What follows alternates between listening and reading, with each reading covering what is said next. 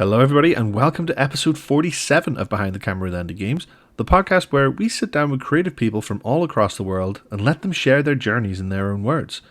It's a chance to get to know not just their art, but the stories that made them who they are. Today, our guest is Julie Marty-Pearson. Julie is a podcaster, speaker, and coach dedicated to empowering women individuals to share their stories through podcasting. Podcasting since 2021, her first show, The Story of My Pet, highlights inspiring tales of pets while advocating for animal rescue, fostering, and adoption. Her latest podcast, Podcast Your Story Now, focuses on sharing women's stories, how podcasting helps us find community, and how storytelling can be a healing process. Julie's podcast also provides practical guidance for being an inspiring storyteller, awesome podcast guest, and for launching a podcast. In addition to podcasting, Julie is focused on creating a supportive community for women and a space for accountability and growth through the Women's Podcaster Party networking community.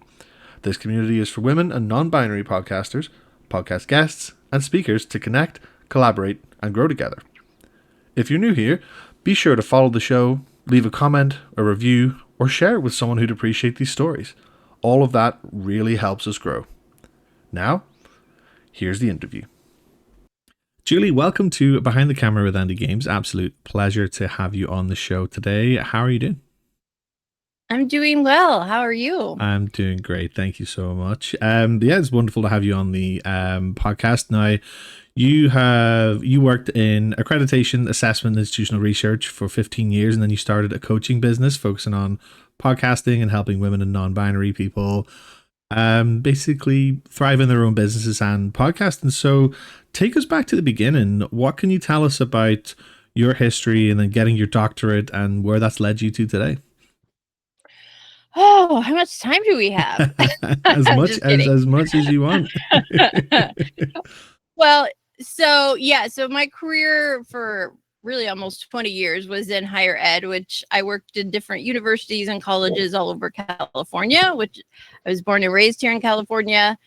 And so I was a teacher. I taught psychology classes, statistics, but I also was a staff and administrator in different places where I did a lot of the accreditation work. And for those of you that don't know what that means, universities and colleges have to be legal.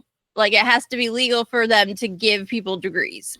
And how that happens is through accreditation, which is reporting and analyzing and talking about the school. And we have to write big reports. So, it was very academic, very much about teaching and learning, but also research. So very different from podcasting, I would say. Just a little bit. But a lot of the same skills, I used then, I use now. And so during COVID, I think that was a pivotal point for a lot of people. I was off work. I had to leave my last job and have surgery and things. And so I wasn't working. I had nowhere to be, nowhere to go. We couldn't really do anything. And that's when I really took the space to say, what's next? Because I started having health issues and the jobs I had were very stressful. I had to commute oftentimes and live out of a suitcase and only be home on the weekends. And that's not how I wanted to live the rest of my life, but it was hard because, yes, that was my career. I had done all the things you're supposed to do. I had my doctorate. Like, how do I go away from all of that and do something else? So it wasn't an easy transition, but I started my coaching business and then started taking all the classes. And one of those classes was podcasting. And so I thought, well, I should try this out. I wasn't a big podcast listener too before COVID. It kind of came up when I had space to actually try it.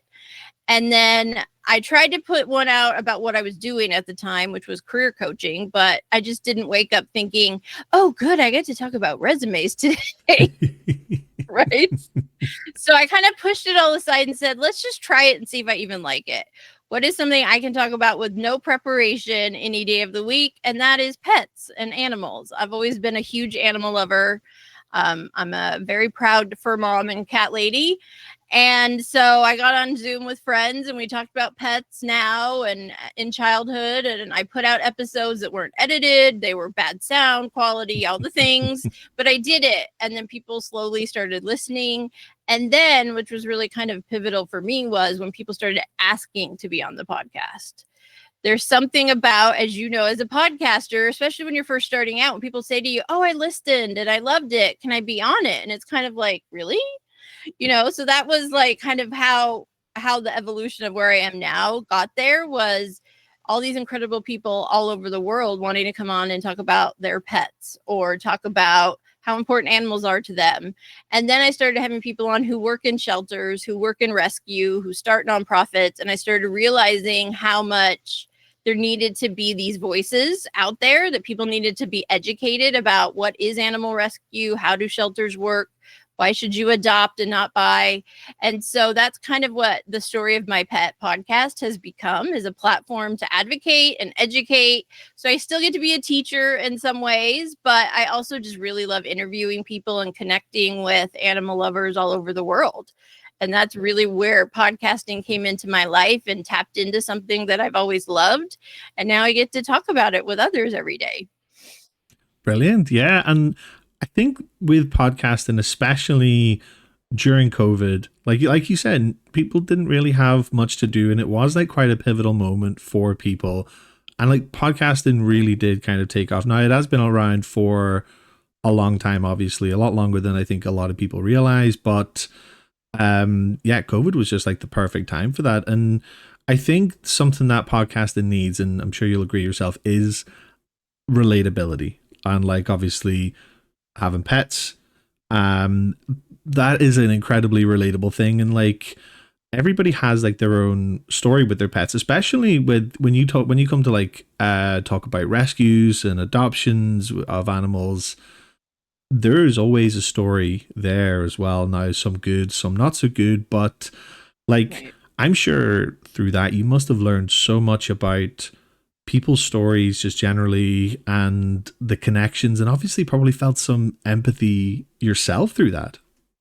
Oh my gosh. Yeah. I've always called myself an animal lover, an advocate, but I realized as I started interviewing these people doing it every day that I knew like this much of the reality of what animal Mhm. rescue is and how it works. And unfortunately, the United States is in a very bad overpopulation crisis. There are too many dogs and cats and not enough good homes, Okay. and more being surrendered or dumped because people can't afford to take care of them. There aren't enough vets in our country to help all of our, there's so many reasons for it. But I also realized that there was just a lot of either misinformation or lack of. And, people hear spay or neuter. And yes, it is about, we don't need more puppies and kittens right now. There's plenty in the world for us. But it also is about your pet being healthier. Yep. People don't realize that spay and neutering actually makes them live longer. It reduces their risk of multiple cancers. And so for me, it has been like I've learned so much beyond what I already knew. But my podcast got me more involved. I started volunteering at my shelter. I fostered some kittens after I started podcasting. So it opened up my world, but it also connected me with more women like me. I'm 47. I have no human kids. I've only had fur kids. That is the path that was what worked out for my husband and I. And so I've met so many other amazing women who, for one reason or another, are very similar to me, but their love of animals has made them become passionate about starting a nonprofit or raising money for rescues or volunteering or fostering. So yeah, podcasting has been very connective for me Mhm. in a way that I never would have imagined before I started. Yeah, for sure. And like it kind of shows how important networking within podcasting is, because you coming from a teaching background, you're learning more as a result, and then able to sort of just teach more people who come onto your podcast. And not to Right. mention, there's also just the sort of satisfaction of having people coming on, people wanting to come on and talk. And something that I like about one of your philosophies, I guess, your story matters, which I think is such an incredible thing. And I think even going beyond the topic of pets, that's just such an important thing to just really kind of relay, because every single person has their own story, and you never know, like you could like interview somebody you've never met before, or somebody who nobody's ever heard of, for example, and they could have like the most incredible story Yep. that really should, I think, should be heard on a much bigger scale. Yeah, that kind of tagline or thing, your story matters, kind of came from the evolution of myself of realizing how powerful storytelling is and how whether you're solo or interviewing or in a panel or whatever it is, you sharing your experience can be healing for you. It has been for me in a lot of ways, but you never know who is out there that needs to hear what you're saying, that you're going to make them feel less alone. You're going to make them feel like, oh, she did this and it's okay. It's okay. I feel this way. A lot of my conversations in podcasting, whether I'm the host or the guest, have come to talk about how storytelling is our legacy, and a lot of people are using podcasting to kind of put their legacy out there in some way. There's also a lot of stuff around grief that comes up, grief over a pet you've lost, a person you've lost, a career, a marriage, a home, whatever that is. We're all dealing with loss in the world. And I've also found storytelling and podcasting to be very healing in that way, is to kind of let out something and then it's like you can release it and move on. But I also really love because I get to talk about not only my experience, but my dad passed away 7 years ago and he comes up in conversation all the time. So I kind of feel like that's a way I'm honoring him. And people really enjoy, especially on my pet one, talking about grief and loss with pets because we spend more time with our pets than most of our family members. They're a part of our everyday lives, our routines. They're there for us at the hardest times. And when we lose one, it's really difficult. And so I have found podcasting to be very not only healing, but transformative. And I also have found that we just need to share. Like if I had women share things that I have now gone through before I went through it, I think I would have gone through them more easily. We talk a lot about mental health. We talk about physical health and how our pets are involved, but also how our people, like we need support systems, and podcasting can be that support for someone. It's very intimate for someone to choose to put headphones in and listen to us right now or watch us on YouTube or whatever. And so I really think about that. And I'm very intentional about who I interview, what I talk about, and what parts of my own story that I share. Yeah, absolutely. And like, I think whenever you do have your guests on your podcast, it's important to hear their story, but it's also important, I think, well, that's like I mentioned before, like relatability. That's a very important thing with podcasting. And I find it interesting when you mention grief, particularly with pets. That's like such a powerful topic because especially with rescues and adoption now, a lot of the time you might only have your rescue for a short period of time based on like the age they were when you adopt them or health or whatever it may be. And obviously you go into rescuing knowing this, but like at the end of the day, you're saving like an animal's life. You're giving them a life that they never had. And it's like when you flip that, like what's it like for the rescue? Like that's everything to them, more so than I think a human can absolutely fathom. And like it really does have its lasting effects on us as people as well. Now I've never had any pets. I never grew up with pets. I don't have any pets. My wife is adamant about getting pets in the future, but that's a conversation to be had in the future. But I will agree with your wife. She'll love you for that. And like a lot of people, like I've always kind of been surrounded with it. Like my brother has pets. He actually used to have a rescue as well, and like my brother and his wife, they're rescued. I think it changed their lives. Like, and even being from the outside looking in, able to see that, and I really think that even if you may know one person who has like a rescue, there's so many more people who you don't know who like have been in that position. Right. They've kind of felt that before, and I do think like the power of storytelling, it does go like such a long way, more than people realize. Yeah, I mean, I've even seen research that says if you're looking at two ads and one is about numbers and one is about a story, the story is going to work 5 times better than the other. Like storytelling is connective. I can listen to somebody to podcast about something that has nothing to do with me, but I can still connect it to something in my life. And it's been really amazing to meet people and hear how their pets came into their life, hear how they've changed their life. And, I have people like me who have always had pets, but I also have people come on talking about the first dog they ever got as an adult and how that transformed their life. Like one of my episodes, it was about a woman who adopted her pet. Parents had never had pets. It wasn't really about in their culture. And now, like, their parents are obsessed with that dog. Like, the world revolves around that dog. So, and actually, they've all become vegan because they've learned more about animal rescue and animal welfare. And so that's what I love learning, is to see like the ways that something like that can change someone's life.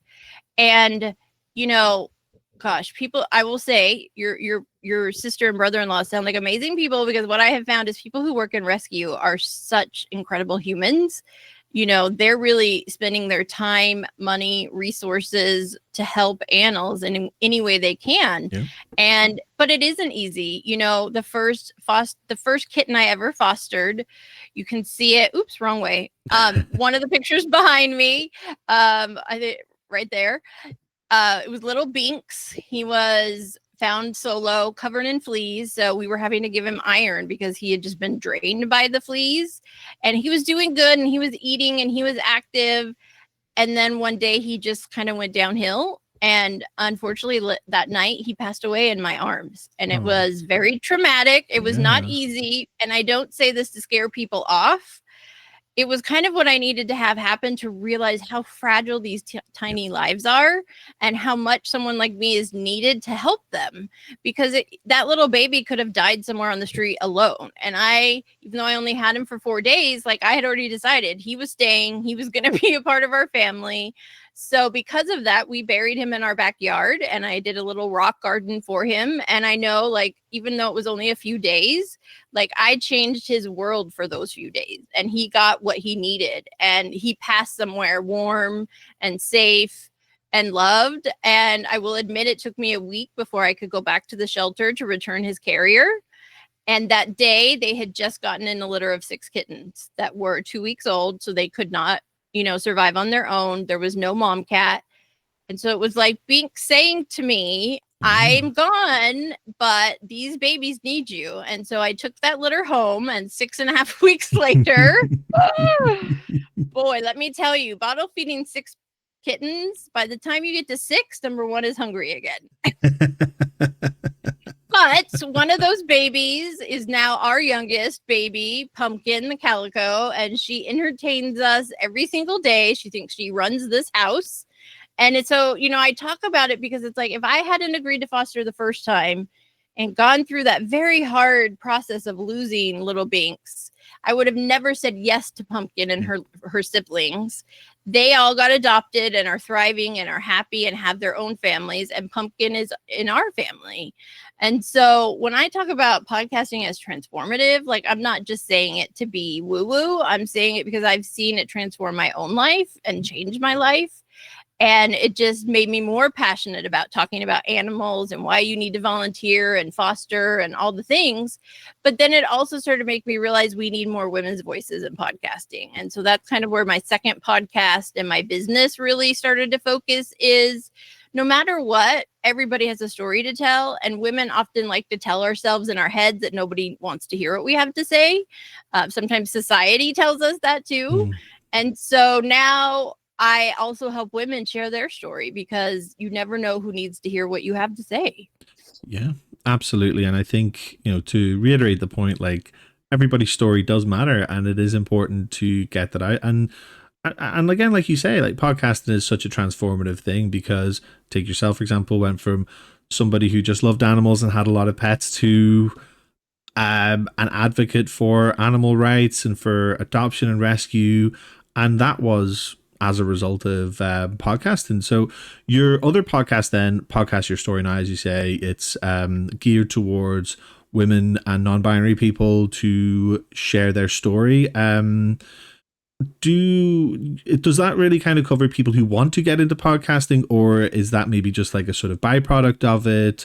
Let's go a little bit deeper into that. Like, what can you tell me about that? Yeah, so that podcast started because I shifted my business fully into podcasting. I realized that there are a lot of women like me who run their own business, who don't have teams, who don't have virtual assistants, or maybe they do for only so many hours, that want to, podcasting is continuing to grow. It's not going anywhere. And if you have a business or you have something that you're passionate about, you should be tapping into podcasting in some way. So at first I thought that was everybody wanted to launch, but then I started really talking to people and realizing there's a really big range of what people need in podcasting. So it's to become a part of podcasting, whether that's by being a guest, starting your own show, starting a YouTube live, or doing a live stream, whatever that is for you. But to do it strategically, because, I've said yes to guesting on podcasts that had nothing to do with my business or even my podcast. Did I have fun? Yes. Did I meet other amazing podcasters? Of course. And it's always good to practice, right? Yeah. But I really want women, especially, to be strategic. Like, why are you going on that podcast? And then what are you going to talk about? What is the one thing you're going to ask people to do on that episode? Instead of saying, well, go to YouTube, you can go to my Facebook, you can check this out. It's like the more you tell people, the less likely they are to do any of it. So 100%. There's so many ways to be more strategic, but also for podcasters. I know a lot of podcasters who are podcasting and have great content, but it's not really growing. It's not really reaching new people. So I've kind of created a community for women and non-binary. And I say that, but every podcaster is welcome.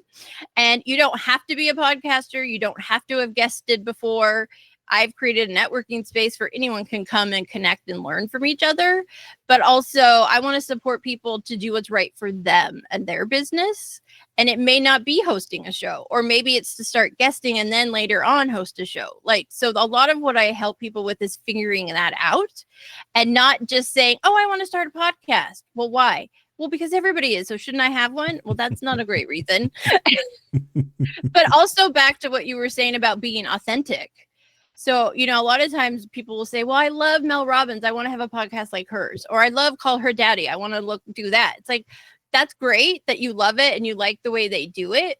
But you're going to do it as you. You need to show up as you. You don't need to set it up to be like someone else. And that's been something I've had to kind of evolve and realize myself, to authentically show up with all my pictures behind me and my bedazzle headband and just be myself. And that's not something I got to do in my previous career. So it's been a process.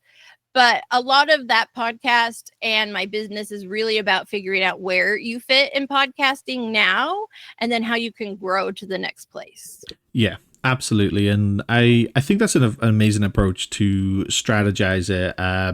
Not necessarily just say, yeah, or reach out to every podcaster and be like, I want to tell my story in your podcast, because as good as it is, like you say, it's good practice and it is good to tell your story, but it does need to kind of fit in with either the theme of the podcast or your own personal beliefs and your story. That has to be relevant, of course.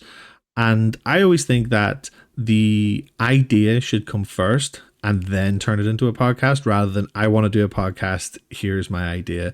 Now, again, sometimes it works out either way, no matter what way you look at it, but it's like you said, whenever you went back to your first podcast, with Story of My Pet, that came from being able to just talk about your pets. Like, that was something that you just had already there. You had, the idea was there, that was like, I can do a podcast about this. Sometimes I think if it goes the other way around, it's a case of you take a little longer to sort of really find your feet in terms of what you're talking about.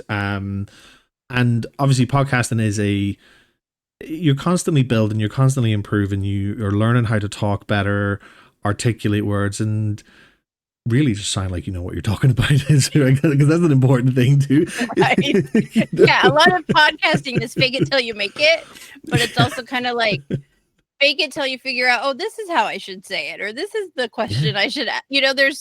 It's been an evolution for me, and I feel like I change every day, and every time I do a new episode, and every time I have a new guesting episode like this, because some of it is clarity in how I say things and how I want to come across, but Some of it is also like realizing, no, this is the part I really want people to understand, not so much the rest of it, right? Yep. And I really love talking about my pet podcast because the reason I did it and I've stuck with it is because it was something I'm passionate about.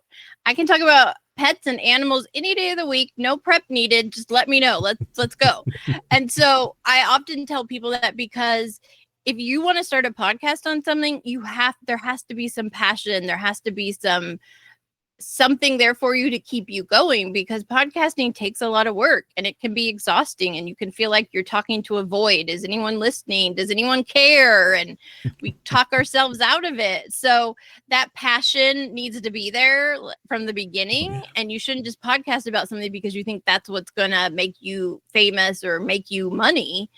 The why is really important, and that has evolved for me over time with both of my podcasts, but that's okay too. That's the other side of podcasting I love. Like, Andy, if you decided tomorrow you wanted to talk about pets instead of what we're talking about, you could, and people would still listen, and it could be the same name, it can be a different name, but in the same places. And I also love podcasting because it is so fluid that we can change our mind at any time and go in a completely different direction.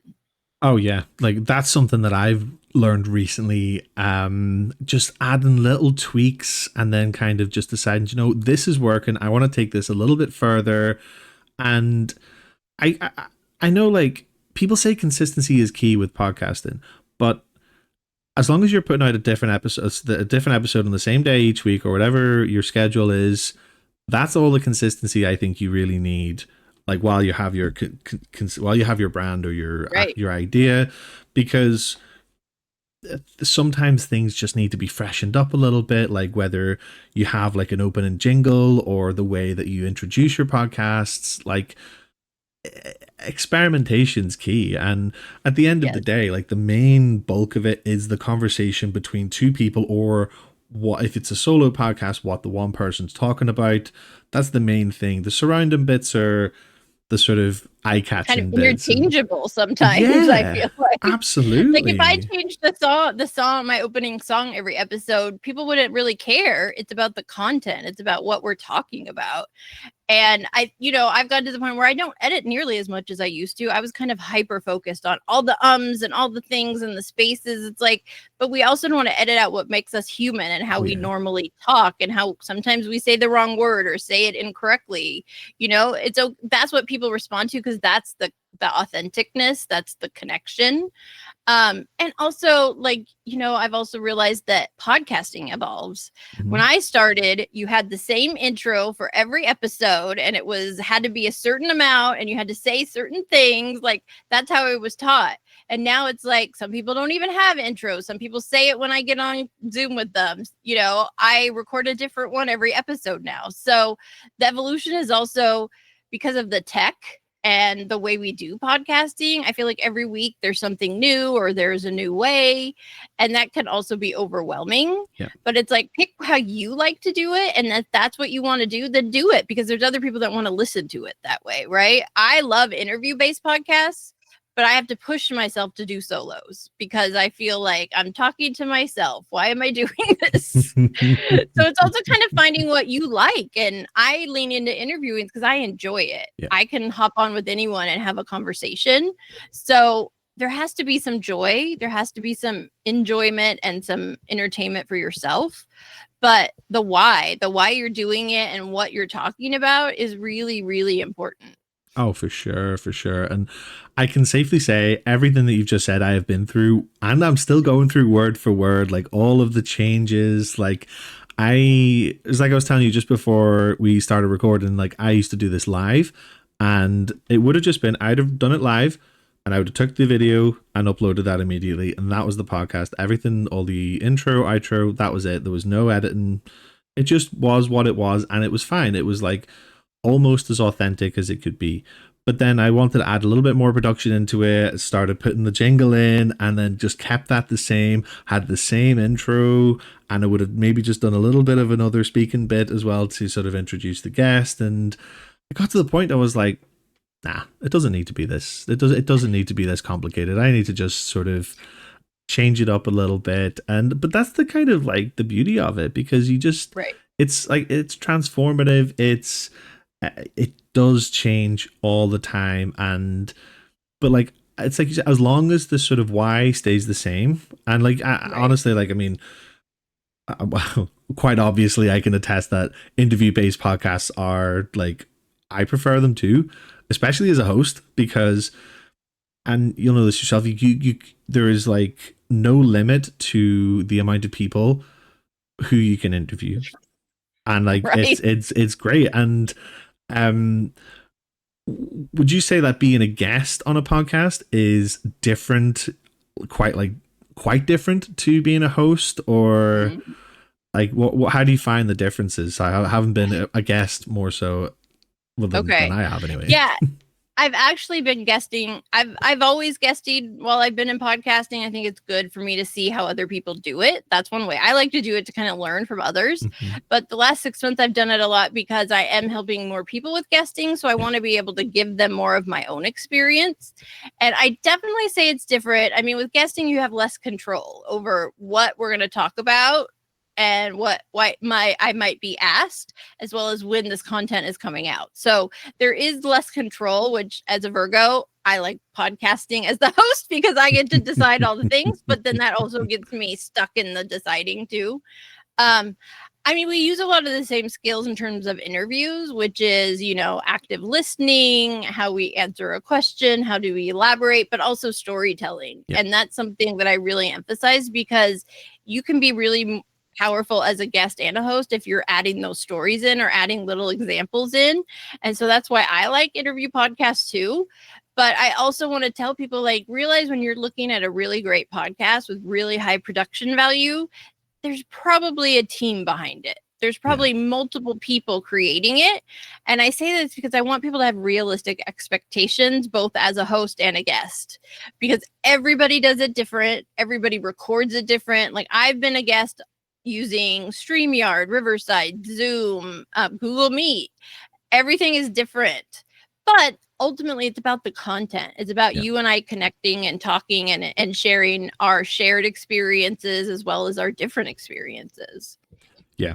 Absolutely. Like, and that's the important thing, isn't it? It's just like the experience. And something that I've always kind of wanted to get out of podcasting myself is for anybody who is listening, for them to have something to take away from it. Because like to touch on something you said before, like it's, if someone can take it from it, someone needed to hear that at that time, and it just sort of could do a lot for people. Like I definitely know, like I've had a lot of people come back to me and say things like, "Oh my god, I never knew this about XYZ," like, and that's, really Right. cool. And it's like there's like a lot of fulfillment out of that as a podcast host.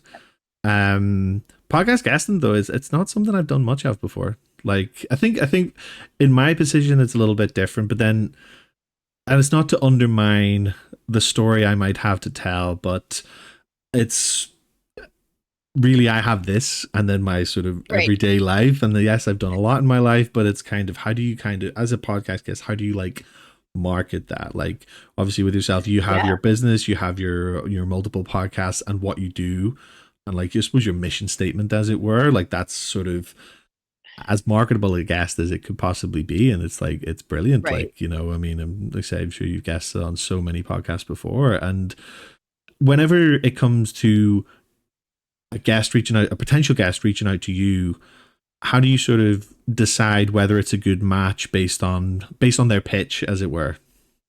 Right.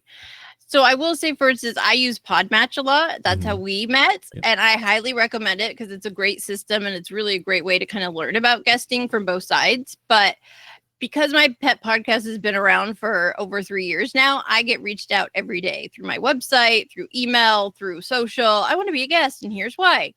And so it is hard because there are a lot of great ones, and I don't always have time to get back to everyone. And even like my pet one, I'm sitting on several episodes. And so people are reaching out. And I'm like, look, I'm not going to start recording at least for another month or two because I have so many I can use. And so that is hard, especially when you're passionate and you want everyone to get a chance to kind of share what they do. But for me, one thing I can tell pretty quickly if a person's even listened to my podcast when they're pitching. And I just want to tell all the people out there and your teams, especially if you have a virtual assistant or somebody doing it for you, please not only listen to the podcast, but read the title of the podcast.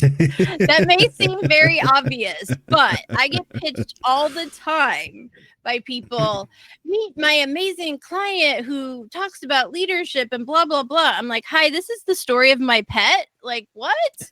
Like, and then that also is frustrating because then you're wasting my time because this isn't even the right person to pitch to me. Yeah. So I had to really learn that it's my podcast. This is my sweat, blood, tears, time, money. I get to choose who I give the platform to.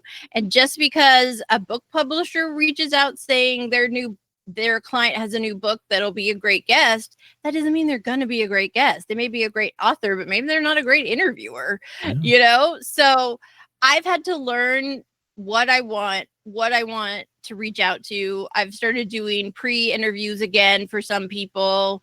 I also started like a wait list so that I can get links and information so I can check that out a little more before I make a decision. But I'm much more likely to say yes to people who are connected through someone I know.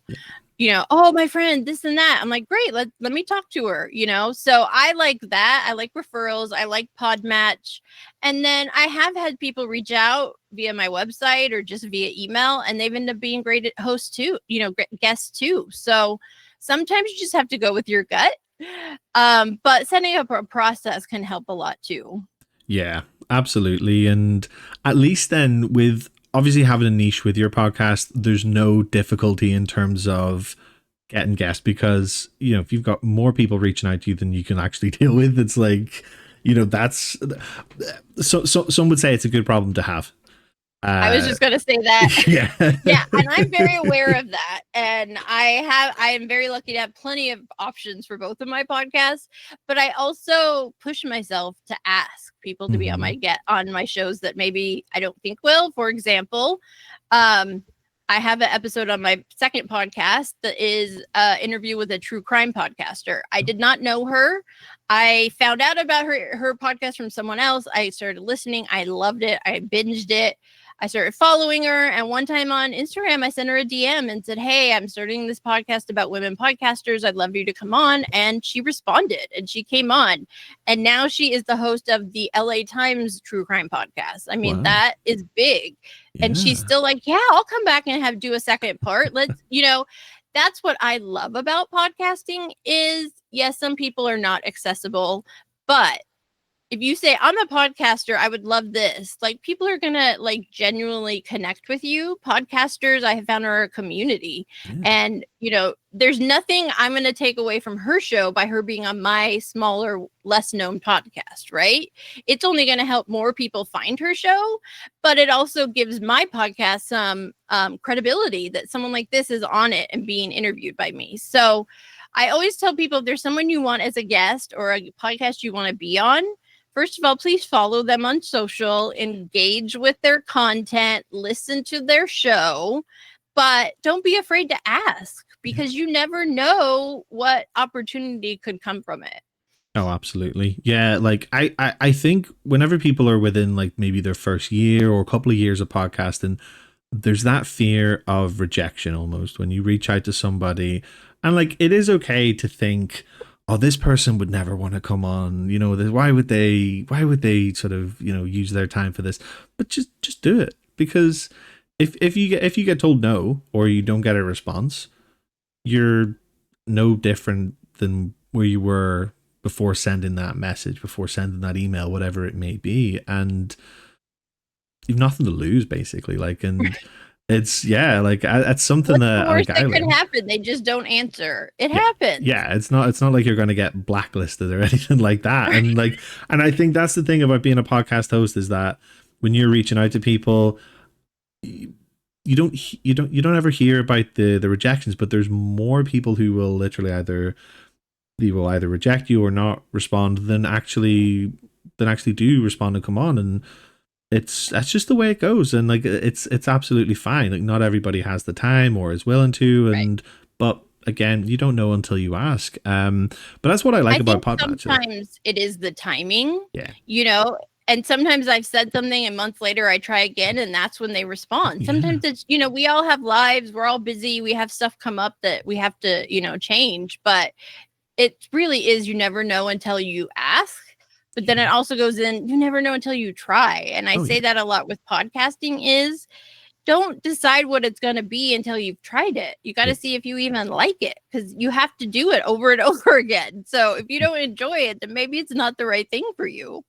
Yeah, absolutely. And it's like what you said before about like people coming to you and saying, I want to do a podcast because everyone has a podcast. And it's like, okay, well, go for it then. Have an idea.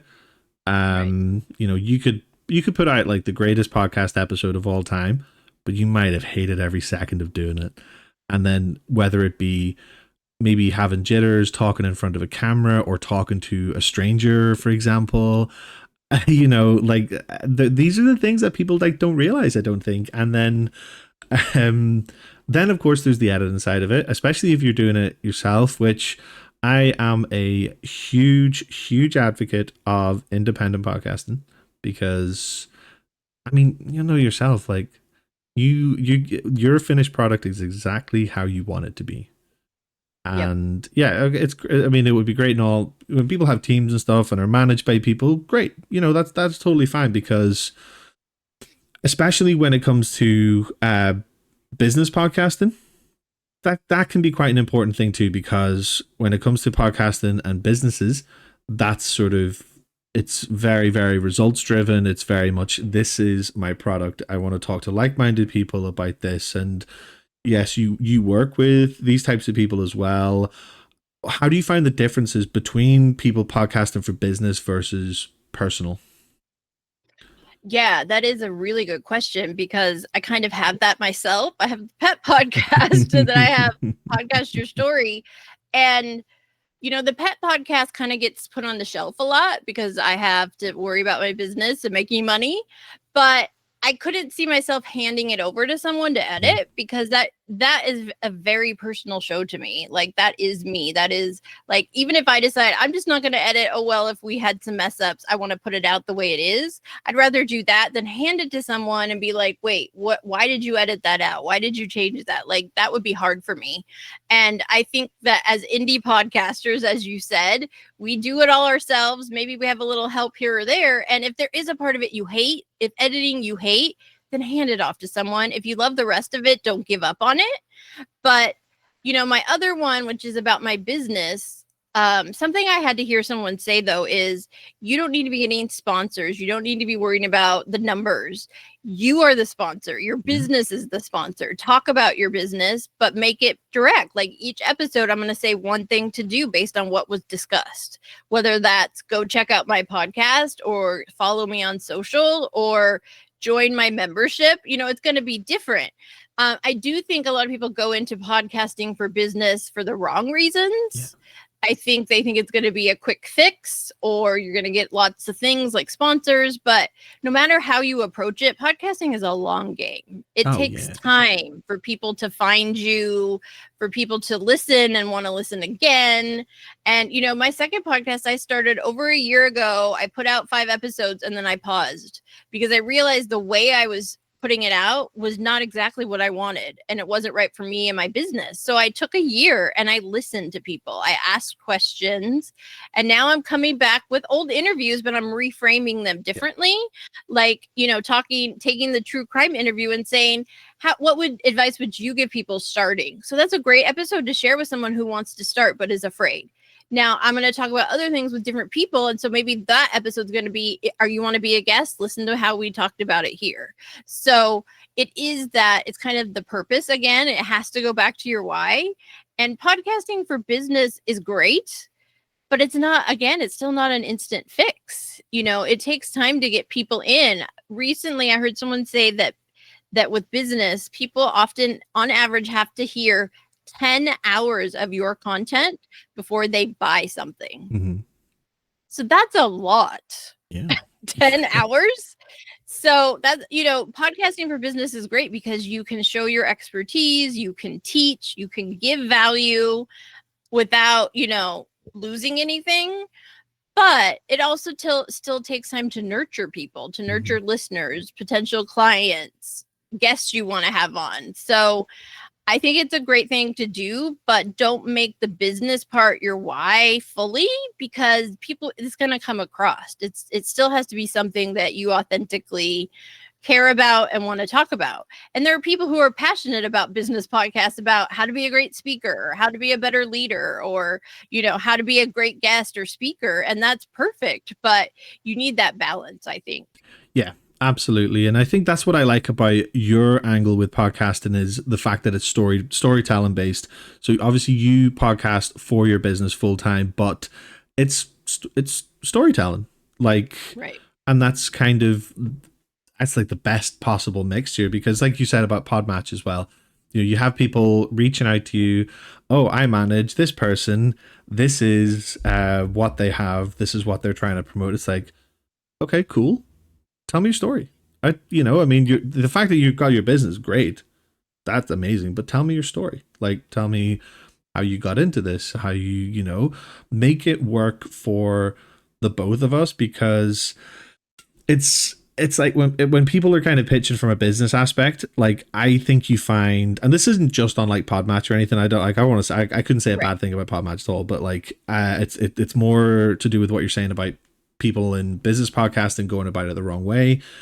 It's very much a case where it almost becomes like a Shark Tank, Dragon's Den type thing. It's like, here is, I'm going to sit in front of a camera here, talk to Julie, talk to Andy, and be like, this is what I'm selling right now. It's like, cool, and yes, I have the listener base, but tell me your story. You know what I mean? The stories go a lot further, because, and I talk to people all the time about that. Like, yes, you want to have a pitch, like who you are and why you want to be on their podcast, but ultimately they want to hear your why as an evolution, not just like, if someone asks me, why do you podcast? Like, I go back, like why I tried it and how I've grown and how I've learned.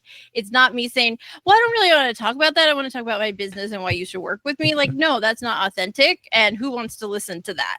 Yeah, exactly. Like, I like, this is something I've learned. Like, I've been doing this for a year, and it's like, see, the sort of relevant on topic conversations, but free flowing, natural. You keep in the the ahs, the stumbling of words, just the authenticity of it, because you're still getting the story out there. You're still sharing the experience, and like being able to sort of go on tangents. And I love a tangent. Like, I think tangents in podcasts I think they're so important, because it's so much more organic. It's more conversational. And that's something I learned. Like, I guested on a podcast, I think a few months ago, and it was just like, I think I seen it on like a Reddit forum, and I was like, you know what? I'll put myself forward. I'll contact this guy here. And it was just a sort of normal interview, sort of tell me about your life kind of thing. That style of podcast. And I enjoyed it. But that was the first type of guesting I'd ever done like that. And it was like, oh wow. Okay, this is different. But hearing this guy's interview style really did help me with my own. And like, it's like we were saying before about guesting, like it is such a powerful tool, and it goes back to what we were talking about before about networking. And it's just like, again, it's one of those things. It's like totally mind blowing, and it really goes deep into the world of podcasting and how like just sort of big a community and powerful it is. And that actually leads me on to something else I wanted to talk to you about, was your Women's Podcaster Party networking community. And obviously you're bringing people together from all different walks of life, all angles of the earth, all corners of the earth. Like tell us about that. Like, what's how did you sort of come about to bringing that to life? Yeah, so one of the reasons I'm still here, business-wise, podcasting-wise, is because of communities I found early on that really supported me and kept me going. And when I focus my whole business into podcasting, I'm like, women need community. Mm-hmm. We need a place that we can go that's not a huge Zoom of 50 people and ask the questions that we may think is stupid or dumb or we don't want to say in front of a lot of people, but also just a space for you to hear what women are doing and maybe be inspired by how they're using podcasting or how they're running their business. So the Women's Podcaster Party is for anybody who is a podcaster, wants to be one, wants to be a guest, is a speaker, wants to expand. And so it's a space to network, meet new people, maybe build some new connections or collaborations. But I also have featured speakers that come in and talk about something related to podcasting. So it's also a space to learn. You know, we've talked about live streaming, we've talked about email marketing, we've talked about AI. And because podcasting is always evolving and changing, it's also a space for me to help support women to learn about the new thing or the new way of doing it, saving yourself time or whatever it may be. But ultimately, just be more strategic about how you're either guesting or hosting. Yeah. Yeah. And it's like we were saying before, like being strategic about it is, again, something you learn as you go along sometimes. But so like whenever you're a host of a podcast, so it's kind of good to like give back and sort of help give people the edge whenever they want to get started out in it, and just ultimately make sure that they're doing it for the right reason. Because I think I think what you're doing is incredible, like giving women that platform to tell their story. Like, and podcasting it's one of those things, it's another thing that's kind of like male dominated, like, and yes, and people don't realize that, especially traditional podcasts back 20 years ago, it was male dominated. It's only recently that 1 or 2 women hosted shows are in the top 10 of all podcasts. That's a very new thing. And so I think everybody has a story, but I am very excited and inspired to get more women into podcasting because we just need more of our voices. And it's not even for like fame or money. It's we need more women's voices so other women are supported, so other women feel not alone or feel safe or whatever it may be.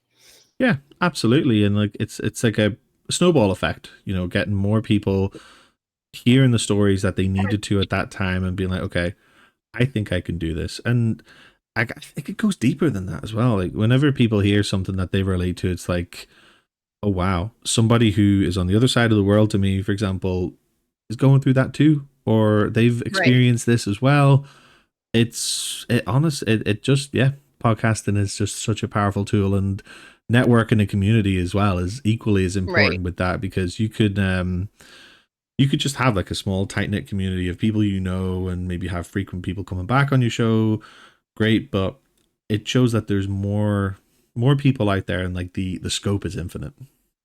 Right. Yes. So much so. Excuse me. No, of course.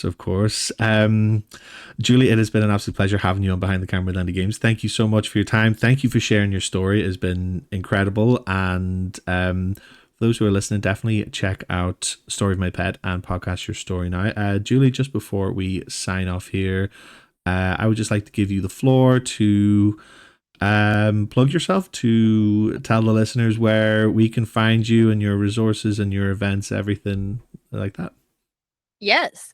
So the easiest way is to go to my website, juliemartypearson.com. You can find both my podcasts there. You can find all my upcoming events, which include my Women's Podcaster Party networking events. They are completely free. Everyone is welcome. I also do monthly free workshops, and I just started a low-cost membership to help more women with guesting and hosting and growing. So go to juliemartypearson.com and you'll find all the things. Amazing. And all of that will be in the show notes as well. But definitely worth checking out as well. Julie, once again, thank you so much for your time. Been an absolute pleasure having you on the show. Thank you so much for having me. I really enjoyed chatting with you. Likewise. Thank you. And there you have it. That brings us to the end of episode 47 of Behind the Camera with Andy Games. A huge thank you to Julie for sharing her perspectives, her story, and really for all the work she does. What she does is important, particularly for people who may feel underrepresented or even don't feel heard or seen. Everyone has a voice, so huge credit for Julie for bringing that to light with people. If you enjoyed this episode, please be sure to follow, leave a review, or share it with someone who'd appreciate these stories. Your support means the world. Until next time, take care, stay creative, and I'll see you soon. But until then, Peace.